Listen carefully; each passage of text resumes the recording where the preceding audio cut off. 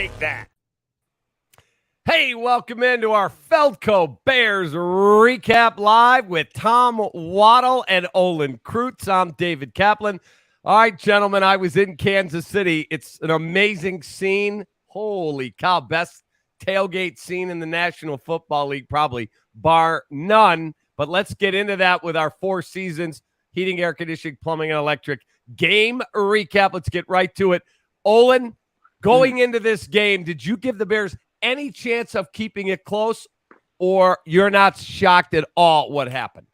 Well, I don't think you're shocked at all when you looked at – the only question was, would they cover the spread or not, right? That was really the big question going into the game.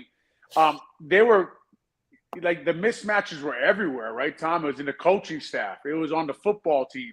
When you went man for man, when you put Andy Reid versus, Eberflus, when you put Spagnuolo versus Getsy, when you went through Tobe, just go on and on and on, quarterback versus quarterback, D-line versus D-line, you're like, I don't know how they win this game. Yeah, I call this a predictable disaster. I think heading into this game, obviously the Bears were not playing well. They were an 0-2 team after the first two games of the season. They had a chaotic week, to say the least, up at Hallis Hall, and they were heading to Kansas City to face a Chiefs team that offensively hadn't gotten on track yet. And you just had this feeling that that game was coming. And, I called it a get-right game for the Chiefs heading in. And look, it was a recipe for disaster, and I think that's what we saw. We saw a disaster out there on pretty much every front. So I wouldn't say that it was a surprise. Now, would I have predicted that they'd be down 34-0 at the end of the first half and then down 41-0 at the end of the third quarter, and they had already called the dogs off after 2.5 quarters? Probably not, but I was expecting a pretty convincing win from the Chiefs. Olin, I watched the All-22. I know you did. I know Tommy did. Look, it's hard to say someone played well when they threw for 99 yards in a blowout where you normally see, them pile up garbage time stats. But how did you feel Justin played compared to the first two games when I thought he was terrible?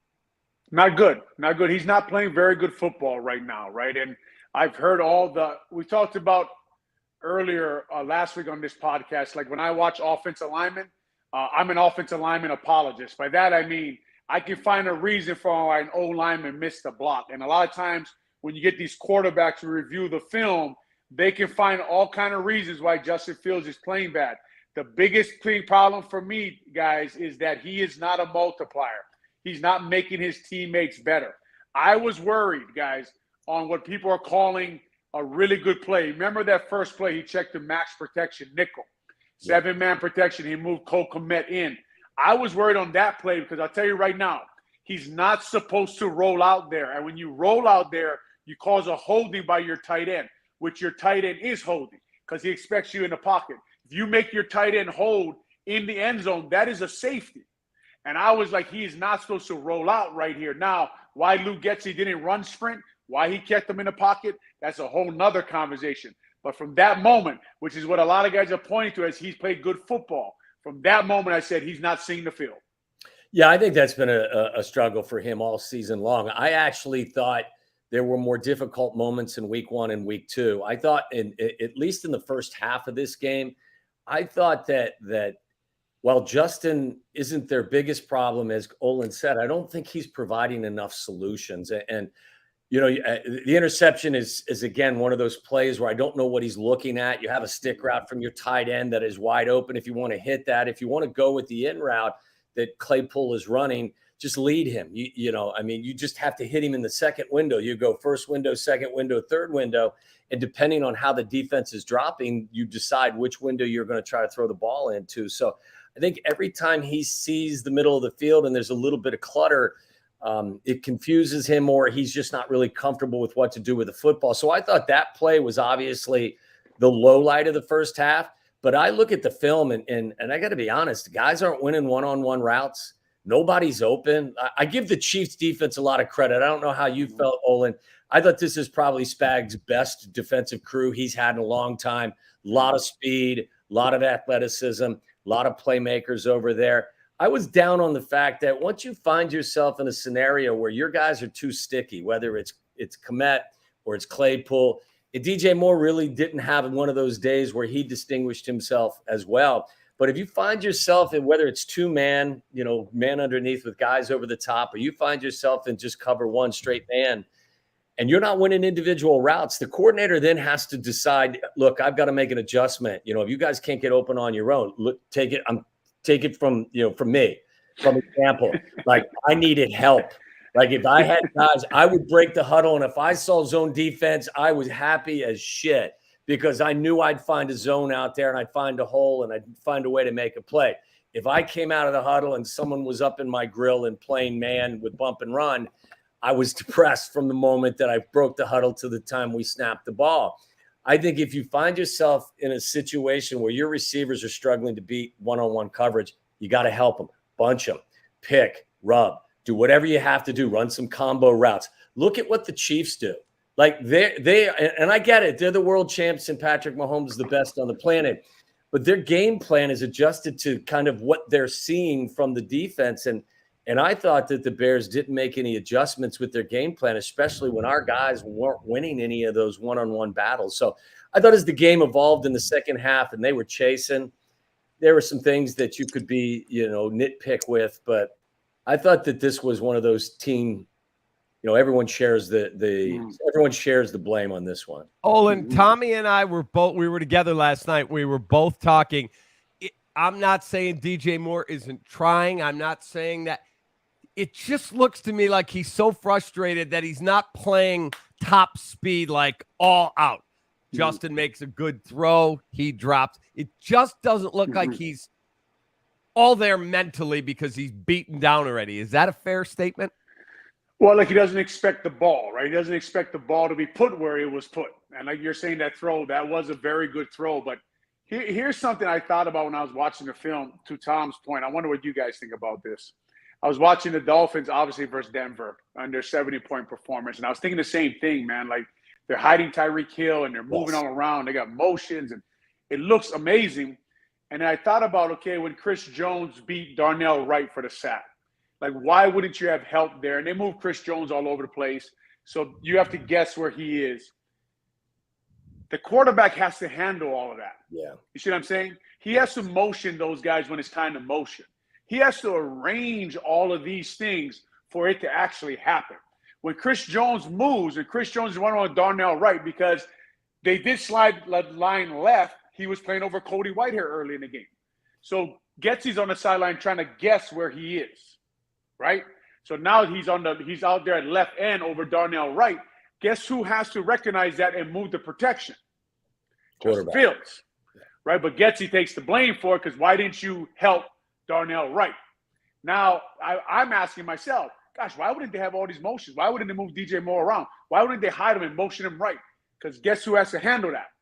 The quarterback. Justin Fields.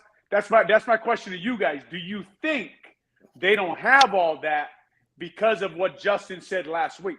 Yeah, it's a great question, Olin, and this is why it's so cool to get the insight from different spots. Like, because I would never know all of what you just said about the quarterback's responsibility for making sure certain guys are protected.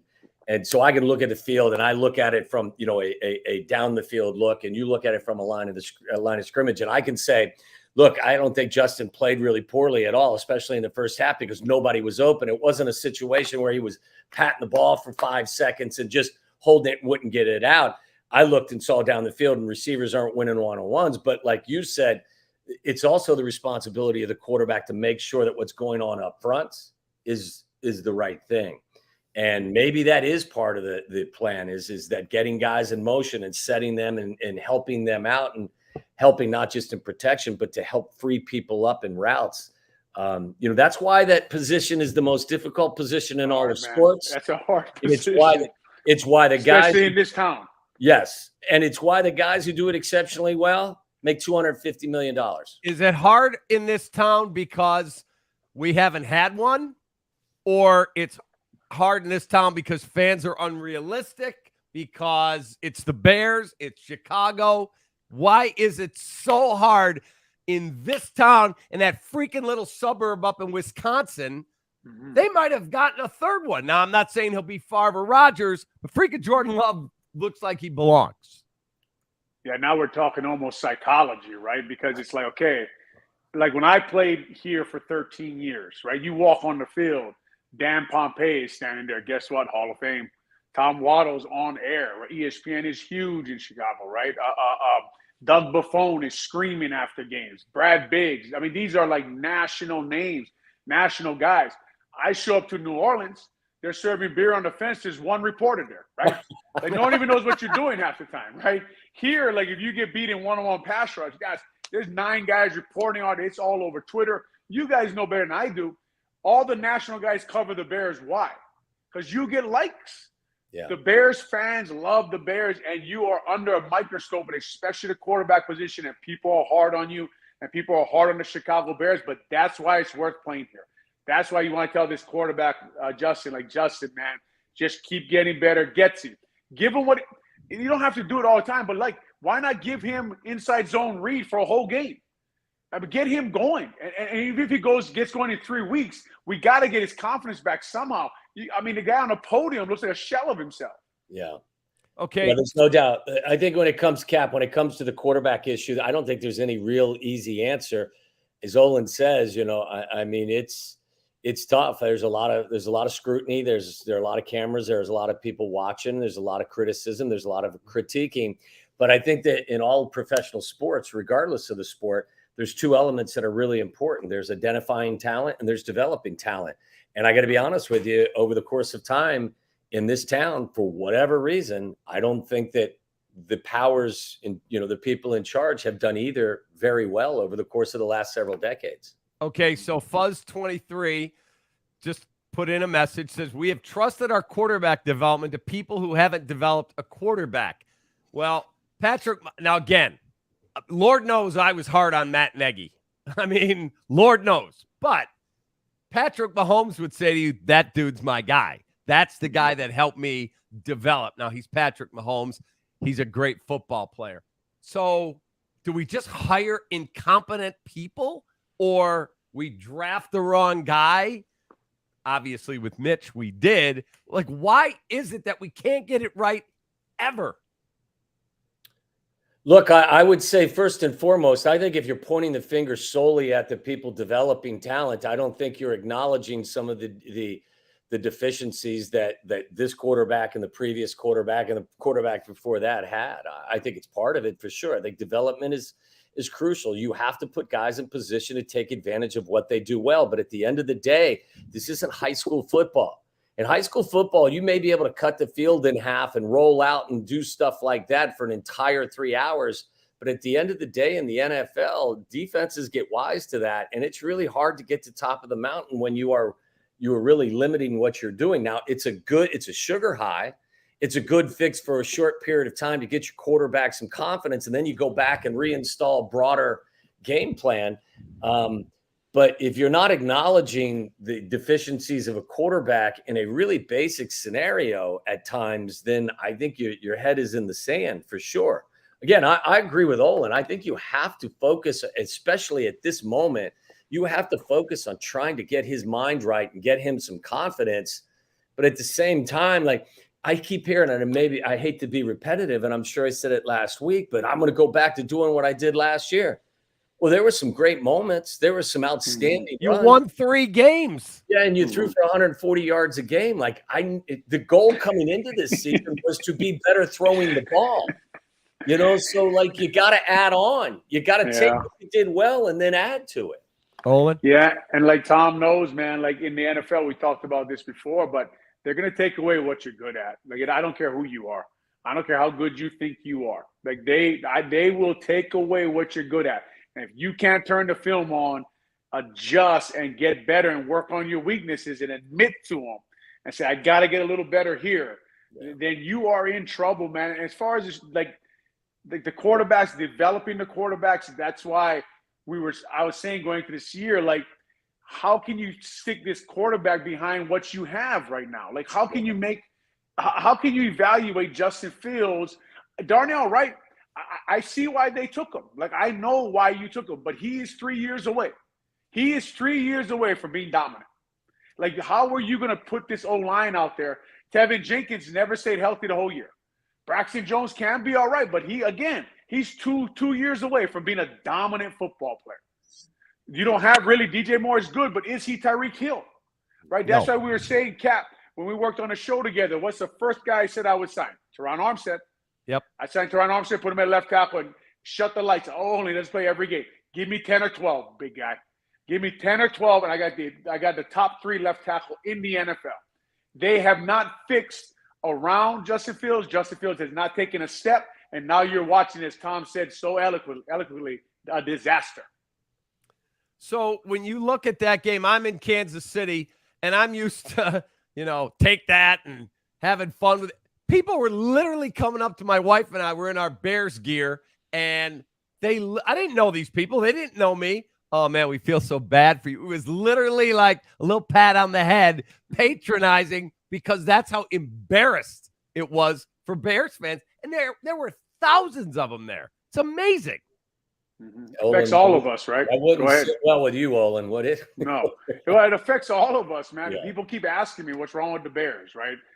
What are they going to do? How are they going to get fixed? And it feels like you don't have an answer for them, right? And it is like we became a national punchline last week, right? With everything that was going on, with the lawnmowers going missing, with the D coordinator stepping down, with the quarterback saying that it was coaching that got him, he can't operate in a pocket. He's got to just go out there and F it and play, right? He's just got to say, fuck it, I got to go play, right? And I won't mention names. I said last week, I've heard that from a few quarterbacks now, like, I don't want all these points. I don't want to identify who to blitz. Olin, you're making too many calls. Like, I'm trying to protect you here. Like, that just happens in the NFL, right? This isn't red gun. We just go out there and run motions and run sweeps, but they might have to go to some of that. But it's just you start to wonder, Cap and Tom, when is this thing going in the right direction? Because when I look at that roster, I'm telling you right now, talked about Darnell Wright. The development of these guys becoming where they need to be, they look like they're 3 or 4 years away to me. I think also, and my guess is you guys would agree, look, last week's a bad example because they were getting boat raced from the very beginning.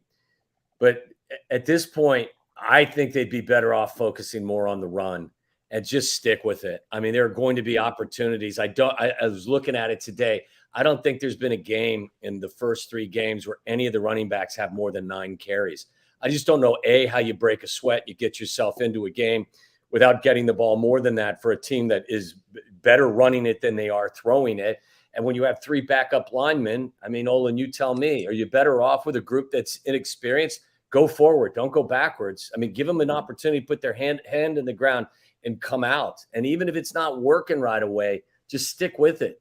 And just try to find a way to grind some stuff out, get some first downs, and just build a little bit of momentum and give your defense a breather. And by the way, like, I hate to say this, and this may be crazy for a team that scored 0 points in the first 3 quarters. I was more pissed off at the defense than I even was at the offense, to be honest with you, after watching.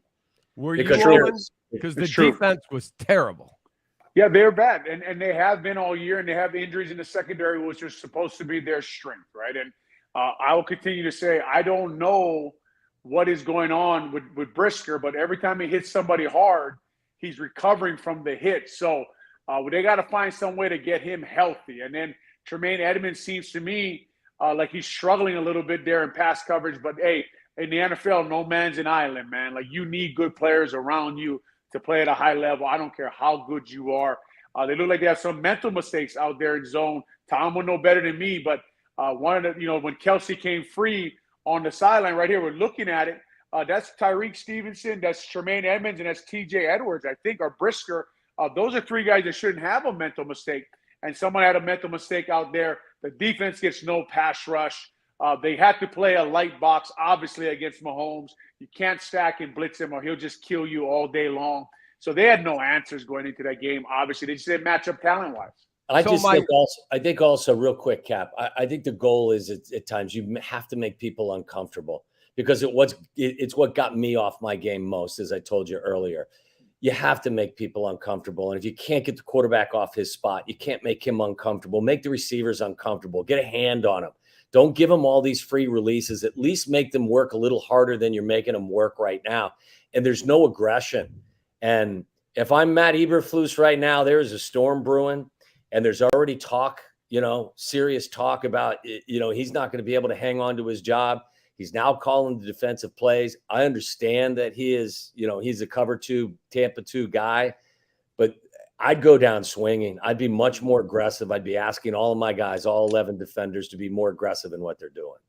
So I'm sitting at the game with my wife, and my wife doesn't really know much football. We had one son that played in college, but she really doesn't know it.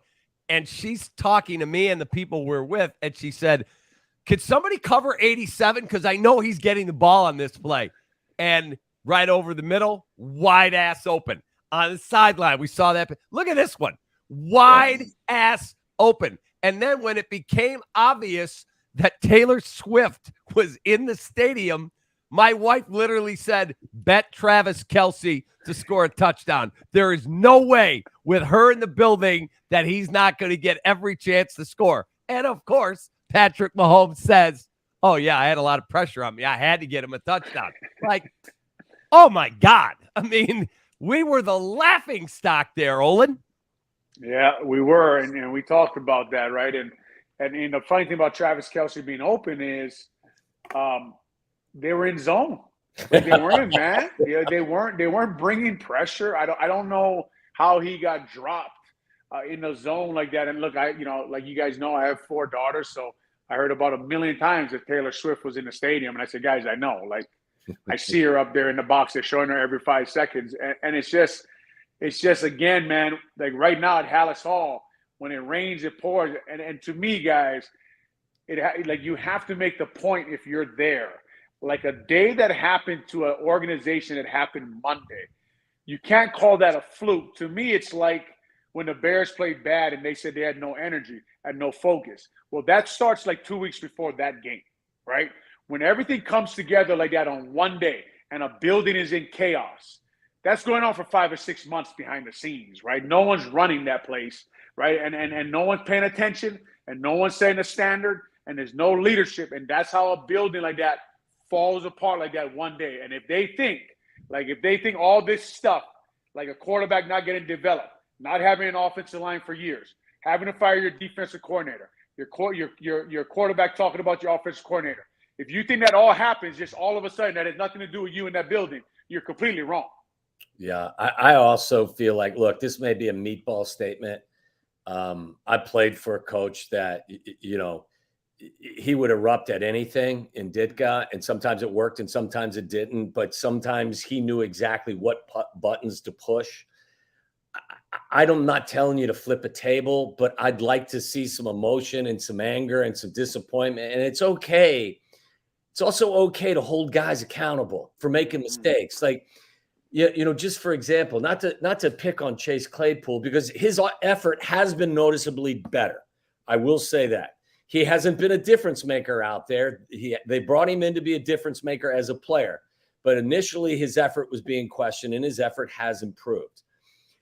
But when he doesn't use his ability, this is a catch that he has to make. Justin throws a ball down the middle of the field. Chase is 6'4". He's got a size advantage and more than likely an athletic advantage over the cornerback. You got to put your foot in the ground. You got to go up and make a play. Make a play for yourself. This is a contract year. Make a play for your quarterback. He's struggling. Make a play for your offense. They're struggling. Just make a play.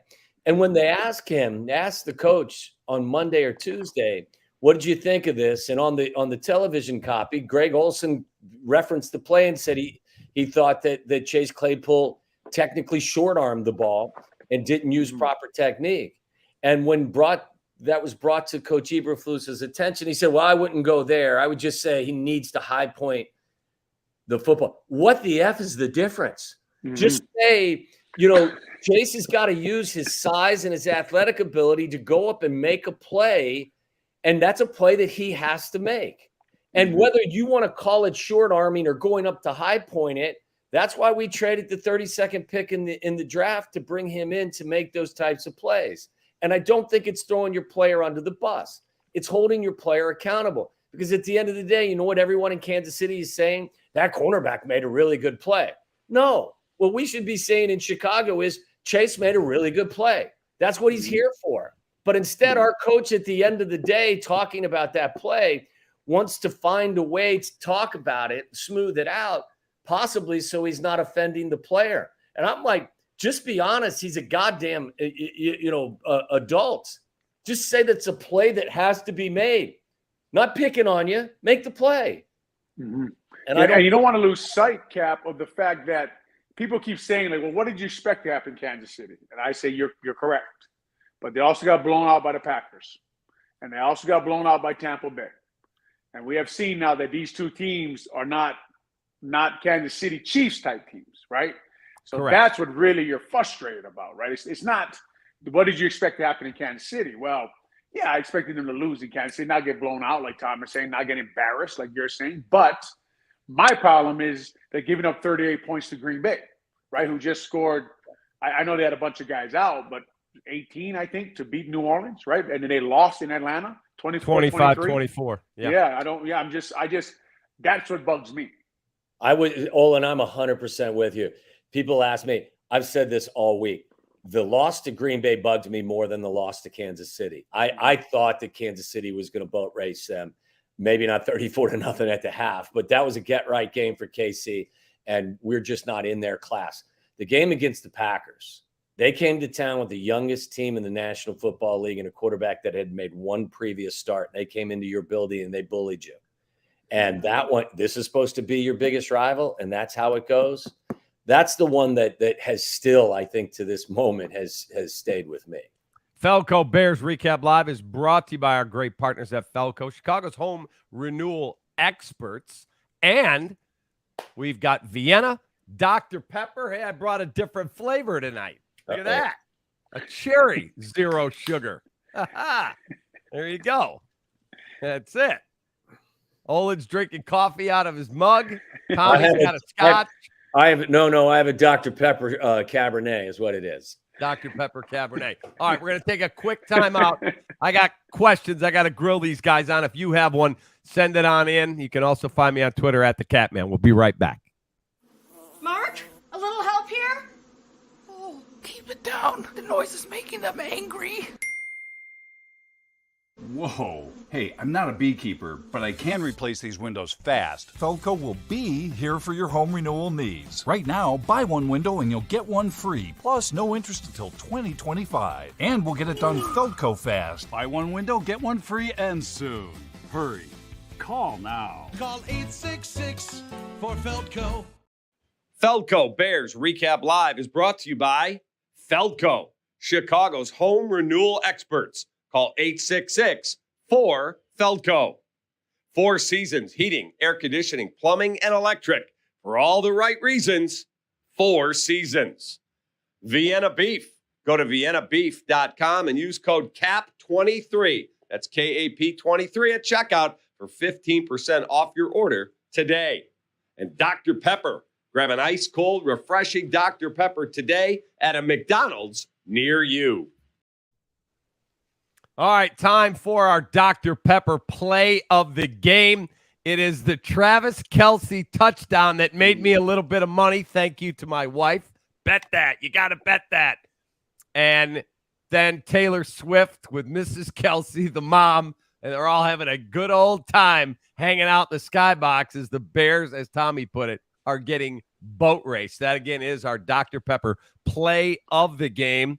And our Dr. Pepper player of the game, this is easy. Patty Mahomes, 24 of 33, 272 and 3 tutties. Didn't even finish the game. They let Blaine Gabbert come in so the Bears could get a couple of turnovers. But holy cow. Olin. Tommy. Real quick, can I point out a couple of throws that he made that you got to go back and watch? Yep. One of them is on a third down where they're trying to throw a corner route to Travis Kelce, and the cornerback feathers back. So instead of running the corner, running to coverage, he sits down. He settles it. And before he settles down, Mahomes is already throwing the ball because Mahomes is reading and knows that Kelce isn't going to run that corner route into a corner. He's going to sit it in this spot because you usually run the play against the cover too. And those guys are so smart and so on the same page. They make that play work. And I guarantee it's not drawn up that way. And then the other throw was probably maybe the greatest throw I've seen in the last decade when he's escaping and his body is in that strange, he's contorted, and he throws the deep ball down the sideline and drops it in the bucket to their other tight end who taps his feet and gets. I'm not sure I've seen a better throw than that in the last 10 years. That kid is such a special player. It's crazy. Yeah, and to Tom's point, from the line of scrimmage perspective, Cap, I was wondering, because I'm always watching a quarterback like that handle the pre-snap information for everybody. And he's arranging all the protections. And if you notice in the game, I was wondering, he was calling odd and even. And when he called odd, the line would slide left. And when he called even, the line would slide right. So he was actually calling the protections at the line of scrimmage from the look he had from the Chicago, from whatever the Bears was giving him. And he was protecting himself. One time, the Bears brought a blitz. There was no panic. They picked it up. So simple and easy, man. It was crazy to watch. It reminded me when I went to New Orleans, and they always have like 22 means you're going right, Cap? And I know Tom knows this, but you're going to the right. We're going to protect to the right. Obviously, we're not very smart. So even right, odd left. He was saying, they told me, Olin, we call this paint 22. So for Drew, I'd never run this. It's my 14 year in NFL. I never even heard anything like this. They said paint 22. I said, what the hell does that mean? He said, that means he can paint anybody he wants. Right? So I said, okay. So I'm looking to my right on 22. He's calling. We're in Green Bay. We opened here in Green Bay 2011, I think it was. We started the season in Green Bay. He's calling a number. I cannot see the guy to my right. I'm so confused. I think it was Carl Nix or Bushrod told me, Olin, and he pointed to the left. He called the cornerback to the left. The guy came.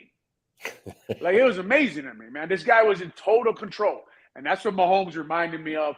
As amazing as the throws were, he is handling everything. And it's crazy to watch. And you know what that does? It settles the whole offense. And then there's fewer mistakes by everyone.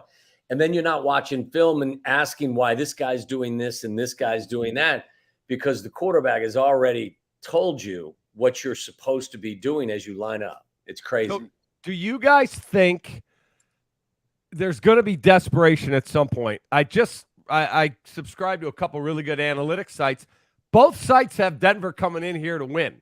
Both sites said Denver is going to win and cover the number. So they're going to win fairly convincingly. And very concerning to me. Do you think they will? I'm not asking if they're going to fire Luke Getsy, but do you think they'll make some type of a change simply to pacify the masses? And is Luke Getsy at all culpable? Because you know the Justin Fields fans on social media it's all on the coaches, nothing on Justin. And I think it's somewhere in the middle. I think you're stuck where you are, to be honest. And here's my reason. I have to look at the staff. You got to tell me who's next, man. You got to tell me who's the next man up. It's easy to say fire somebody.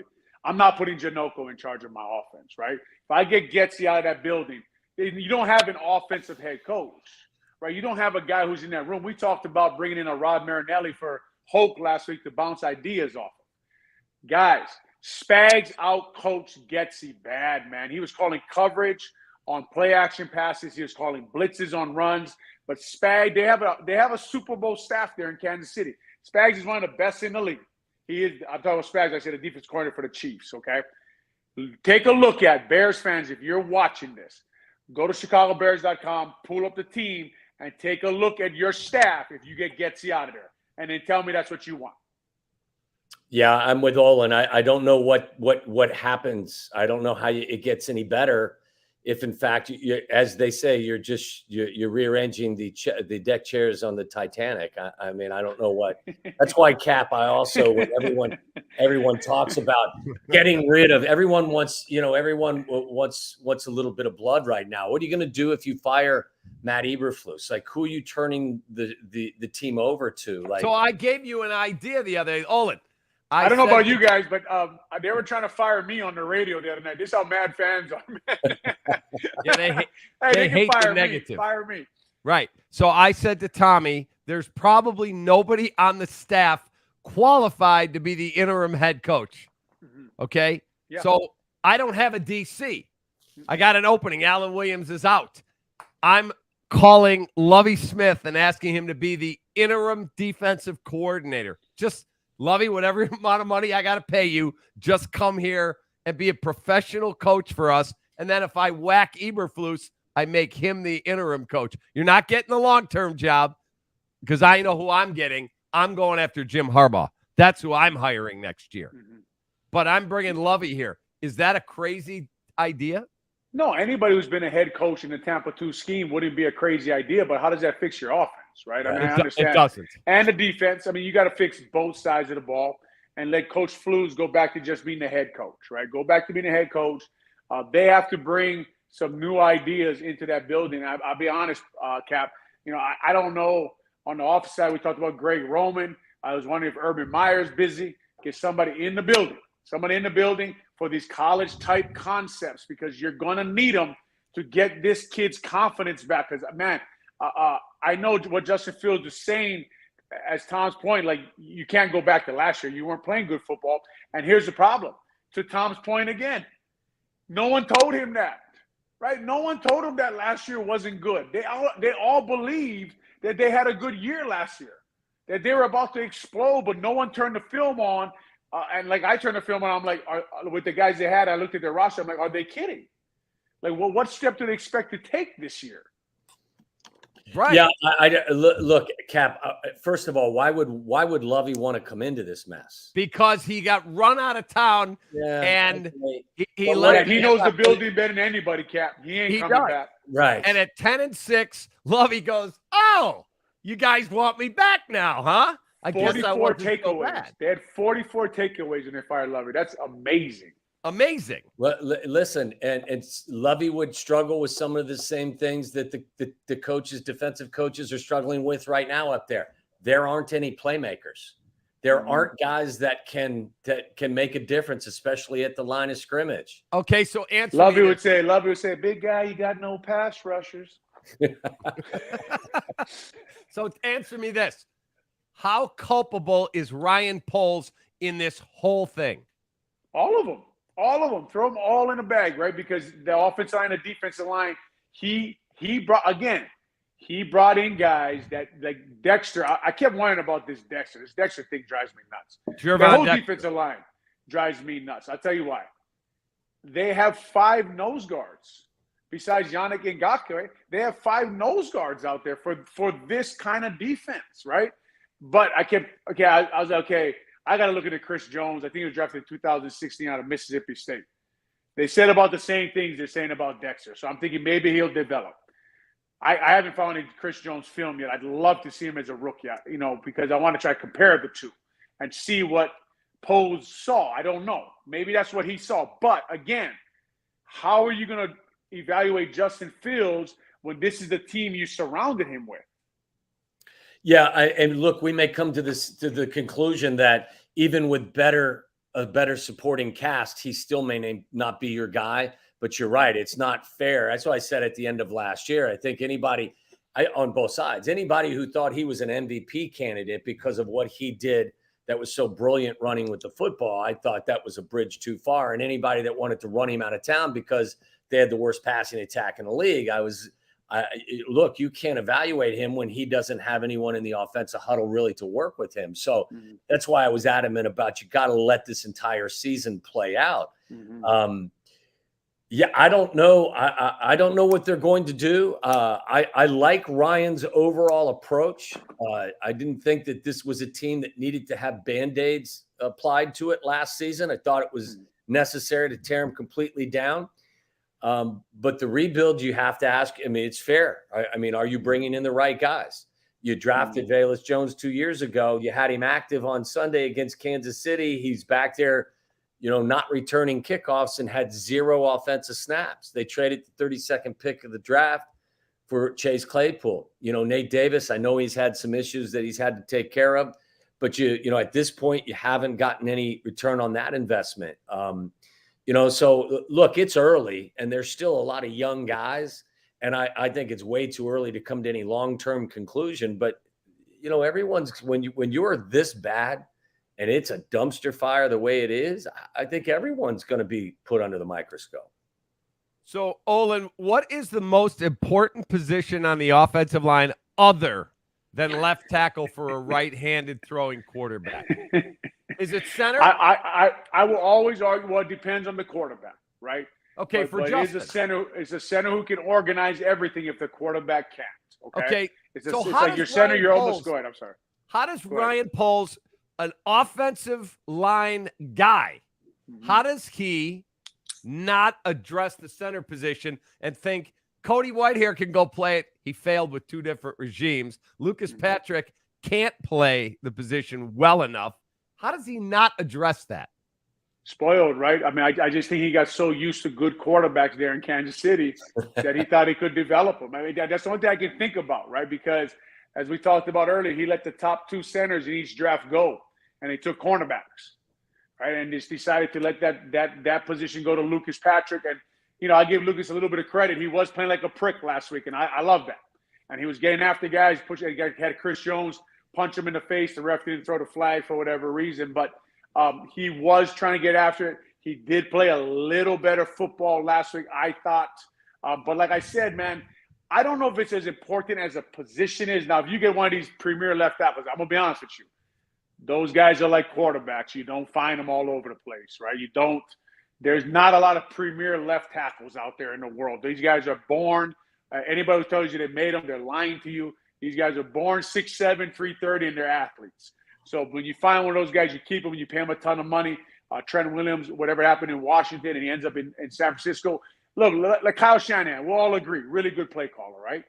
Yeah, he's got Trent Williams. He's got the running back. He's got Deebo Samuel. I mean, when you have 3 of the best, you have the tight end, Kittle. You have 4 of the best in the world at either position. I like a chance to call plays, to be honest with you. I'll call plays over there. You know, it's such a great point that Olin makes that when you ask that question, Cap, it's so dependent on the quarterback. Like, and knowing what Olin talked about earlier and watching what was transpiring in the Kansas City game, you have to come to the conclusion that they would have been better off had they addressed the center position through the draft with one of the guys that was one of the higher rated picks. Yeah, John Michael Schmitz from Minnesota, who they're raving about in New York.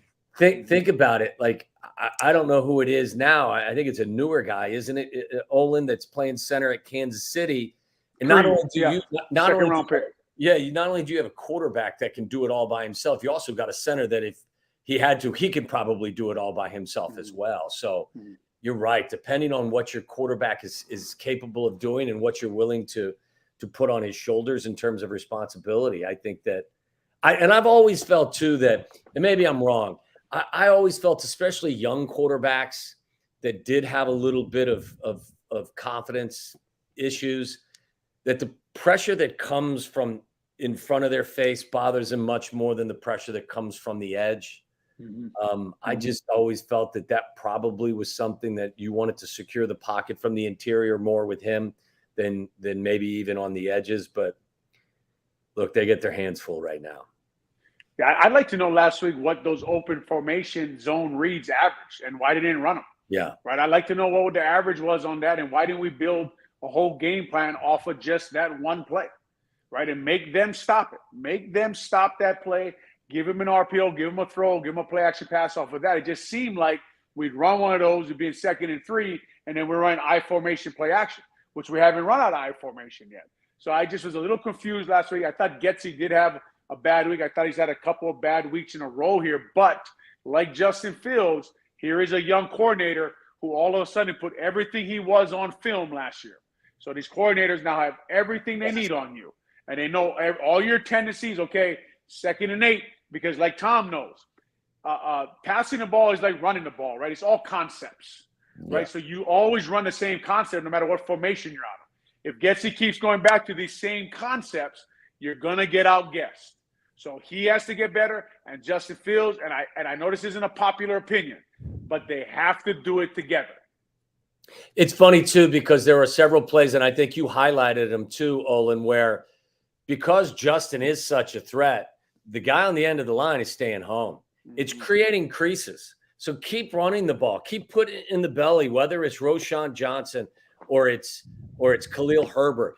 Keep doing it until somebody stops it. But teams now are giving you that alley because they've shown so much respect for Justin, and guys just aren't crashing down.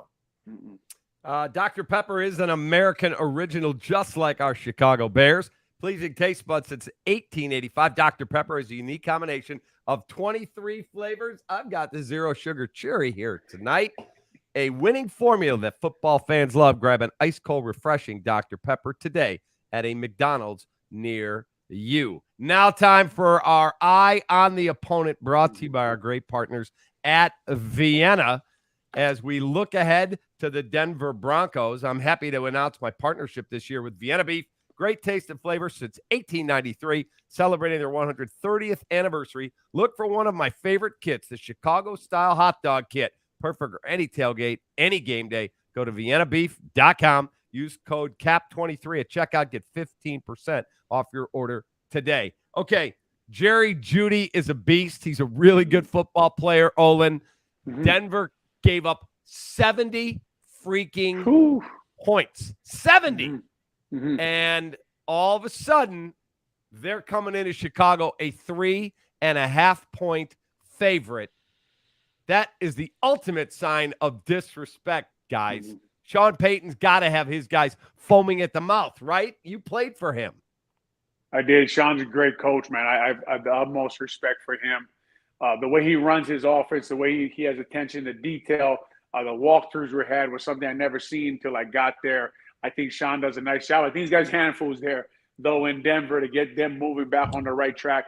I tell you what, man, when I turned that film on against Miami, I don't know how good this Justin Simmons is, but they sure missed him. They couldn't cover much of anything. When people were motioning, they couldn't arrange anything. They couldn't get lined up. And the Chicago Bears offensive line, they got to feel at least decently about this matchup after the first three units they saw, right? Green Bay with Kenny Clark, right, with all those guys up front, Tampa Bay with Vita Vea, and then you got Chris Jones. So to take a look at Denver's D-line, like Tom just said, man, let's line up. Let's give them something here. Let's go trip sweep.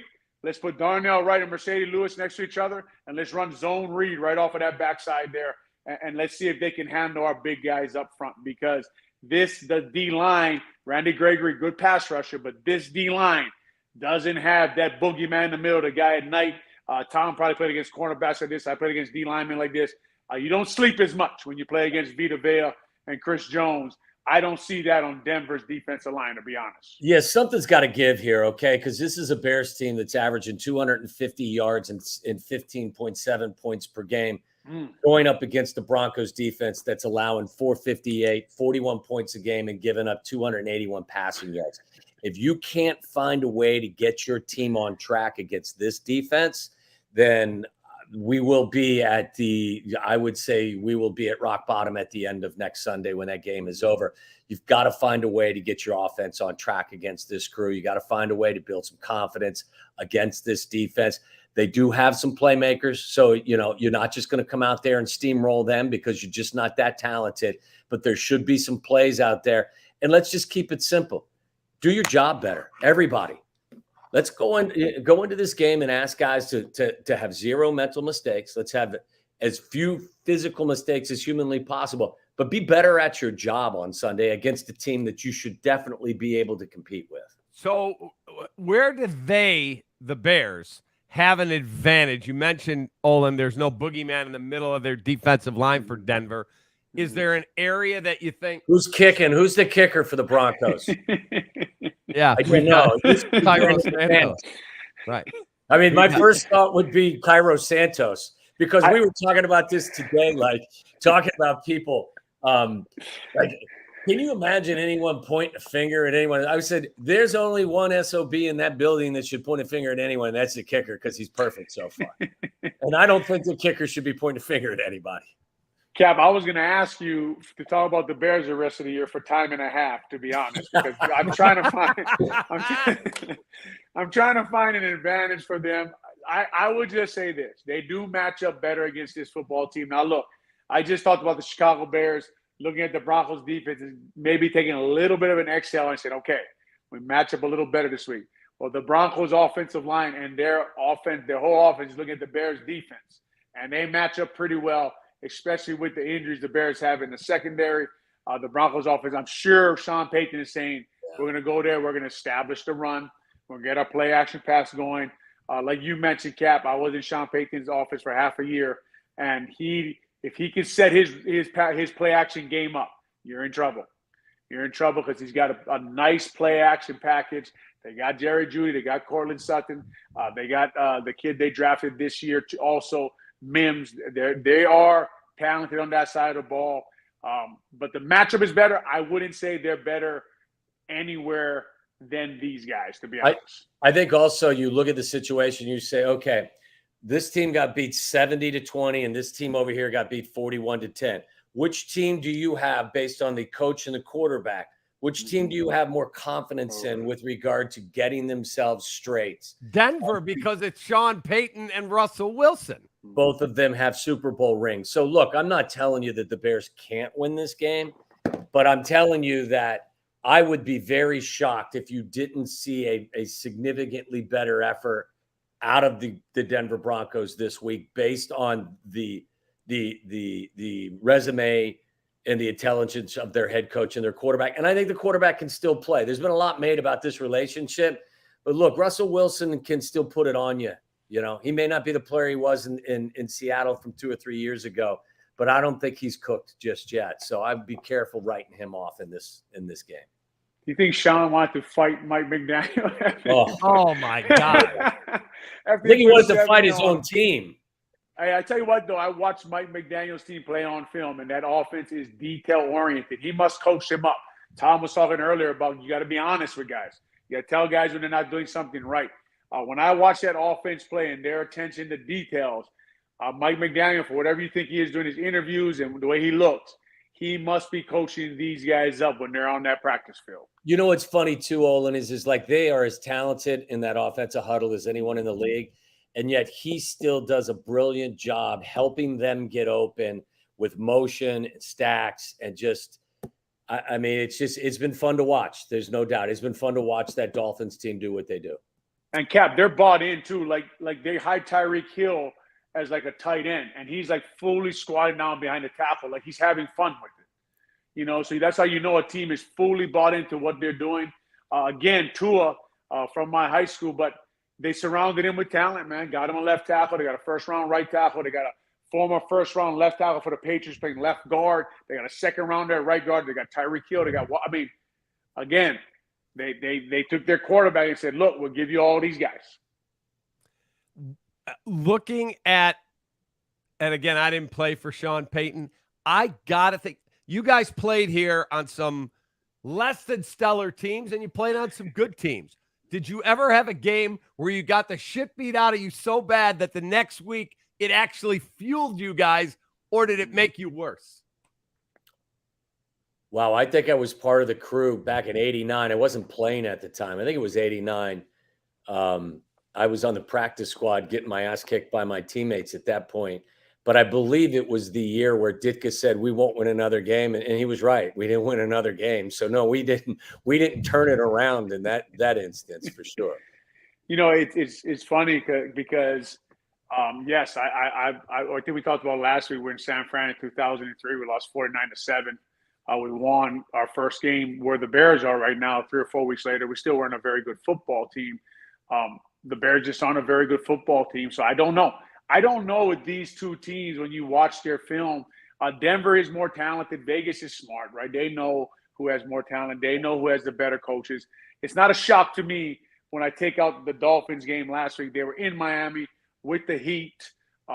Miami just had one of those games. Justin Simmons out, the quarterback of their defense. There's a reason you give a safety $60 million. He arranges people out there. He lines them up.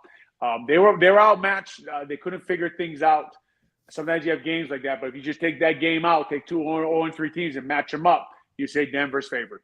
All right. I will not ask Olin for a prediction, but I will ask Tommy because I'm going to tell you I think Denver wins the game like 27-20, something like that. I'm with you. I'm with you. And look, I hope to God that this young Bears team gets a win because I think if they can get one and just get that monkey off their backs collectively, I think, and then just build a little bit of confidence, there will be a collective sigh of relief in the building, and then all the tension will, slowly but surely leave. And then I think, what do you get? Washington after that? And that's going to be a challenge because Washington's good at the line of scrimmage. But I just think they need to get one. I think they can win it. But until they do show me that they can win a football game in the NFL, I can't pick them. So look, I look at a team that's got Sean Payton on the sidelines and Russell Wilson in the huddle with some pretty threatening wide receivers. I'm with you. I think it's a 24-20 game. But I can't pick the Bears until I see them actually get that first victory. Oh, and give me a key. Like the number one stat, people are sitting on their couch and they're watching the game and they're like, well, I heard Olin say this stat, and if it doesn't favor us, we got no chance. But if it does, we can win. Is there one that jumps out at you? Bears' success on first down on offense, right? Can they run the ball, stay ahead of the chains, keep their young quarterback in good situations, and that way you control the clock and keep your defense off the field, because our defense ain't going to match up with Denver at all. And I tell you what, guys, I'm not big on this changing coaches and stuff, but I am watching this game with a close eye, right? Because this game you match up a little more. This game you're at home. I want to see this team respond after last week, a week away from all that stuff. I want to see Coach Flus get these guys going. I want to see Coach Getsy get these guys going. I don't want to see pre-snap penalties. I want to see the defensive line hustling, what this defense is known for.